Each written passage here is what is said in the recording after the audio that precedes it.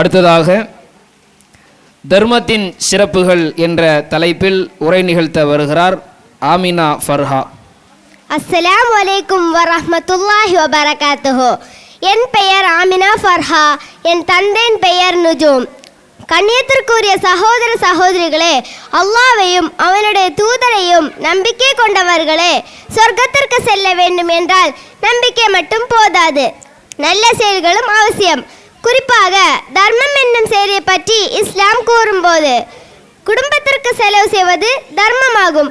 அல்லாஹ் இந்த உலகத்தில் மனிதர்களை படைத்திருக்கிறான். சிலரை செல்வந்தர்களாகவும், சிலரை ஏழையாகவும், சிலரை நடுத்தரவாதிகளாகவும் அல்லாஹ் படைத்திருக்கிறான்.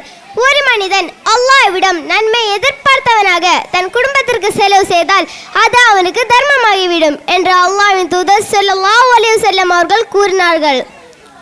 ஒரு மனிதன் தன்னுடைய குடும்பத்திற்கு செலவு செய்வது என்பது அது அவருடைய கடமை, அது அவருடைய பொறுப்பு. அல்லாஹ்வுடைய பொருத்தத்தை நாடி ஒரு மனிதன் தர்மம் செய்கிறான் என்றால் அது அவனுக்கு தர்மமாகிவிடும். நரகத்தினுடைய வேதனை, அல்லாஹ்வுடைய நிழலை தவிர வீர நிழல் இல்லாத நாளான மறுமை நாளில் அல்லாஹ் தன் நிழலை 7 பேருக்கு அளிக்கின்றான். அவர்களில் ஒருவர் யார் என்றால் தம்முடைய வலக்கரம் செய்யும் தர்மத்தை இடக்கரம் அறியாதவது ரகசியமாக செய்பவர். ஆனால் இன்றைய காலகட்டத்தில் சில மனிதர்களுடைய தர்மம் எப்படி இருக்கிறது என்றால் 4 பேர் நம்மை புகழ வேண்டும், 4 பேர் நம்மை பெருமையாக பேச வேண்டும் என்ற எண்ணத்தில் வெளிப்படையாக தர்மம் செய்கிறார்கள். ஆனால் இவ்வாறு செய்வதை அல்லாஹ் வெறுக்கிறான். பேரின்பத்தில் சிறு துண்டையிடம் தர்மம் செய்வது நரகத்திலிருந்து உங்களை பாதுகாத்துக் கொள்ளுங்கள் என்று அல்லாஹ்வின் தூதர் ஸல்லல்லாஹு அலைஹி வஸல்லம் அவர்கள் கூறினார்கள்.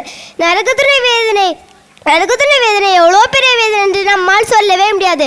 அந்த அளவிற்கு நரகத்துடைய வேதனை இருக்கும். எனவே ரசூலுல்லாஹ் சொன்ன இந்த ஹதீஸிலிருந்து தெரிகிறது, தர்மம் நம்மை பாதுகாக்க கூடியதாக இருக்கின்றது. தேவை போக எஞ்சியதே தர்மம் செய்வதே சிறந்ததாகும்.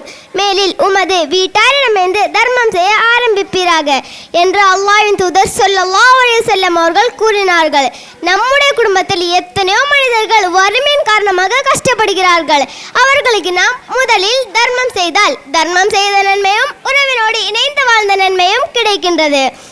நபி அவர்கள் என்னிடம் நீ தர்மம் செய்யாமல் முடிந்து வைத்துக் கொள்ளாதே, அவ்வாறு செய்தால் இறைவனின் அருள் உனக்கு வழங்கப்படாமல் கொள்ளப்படும்.